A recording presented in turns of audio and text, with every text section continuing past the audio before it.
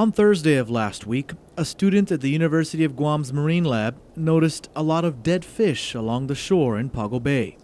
He took pictures of the fish and then forwarded them to UOG Marine Lab professor Dr. Jason Biggs. Well, one of the things that set up a red flag for me is that this is the first time it's ever been noticed for Pago Bay to have a fish kill like this. Department of Agriculture fisheries biologist Brent Tibbetts also examined the photos.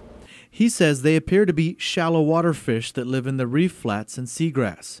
Based on the photos, which show that many of the fish died with open mouths, Tibbetts believes that natural causes are the most likely culprit.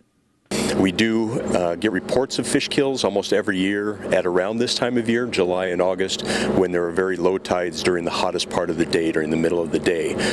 What happens is fish get trapped in shallow water pools and they overheat, and with lack of oxygen they suffocate actually in the water. And then when the next high tide comes in, the fish get deposited on shore and people see this. But as Dr. Biggs pointed out, this is the first time that they've seen this at Pago Bay. Over the past, we've noticed areas that it happens commonly actually are Tumon Bay is one, and then down along the southeast coast, kind of from Ipan Beach Park down to First Beach. Those areas, something about them seems to be where there are fish kills repeatedly during these periods of low tides during the middle of the day. Nevertheless, Dr. Biggs is concerned that something else may be the cause of this strange event. Another thing that we'd like to point out is because it hasn't happened in Pago Bay before, that maybe the sedimentation could have the same effect. Because if you have a big load of water bringing down a lot of dirt with it, that dirt could mix with the salt water as well.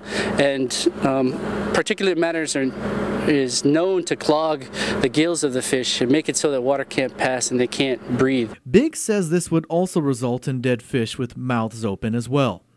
Pago Bay has been known to have a lot of sedimentation after heavy rains. You can see it every time it rains really hard. There's a plume that goes all the way out and then extends for miles out into the ocean. Tibbetts says there's no way to tell for sure what killed these fish because he received the email over the weekend and by then the fish were gone.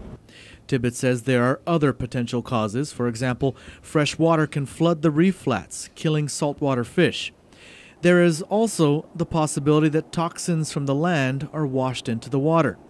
Tibbetts says that if anyone notices dead fish washing up on the shores anywhere on Guam, to try and collect some of the fish and then contact the Department of Agriculture's Division of Aquatics and Wildlife Resources so that they can study the dead fish and get a better determination of their actual cause of death.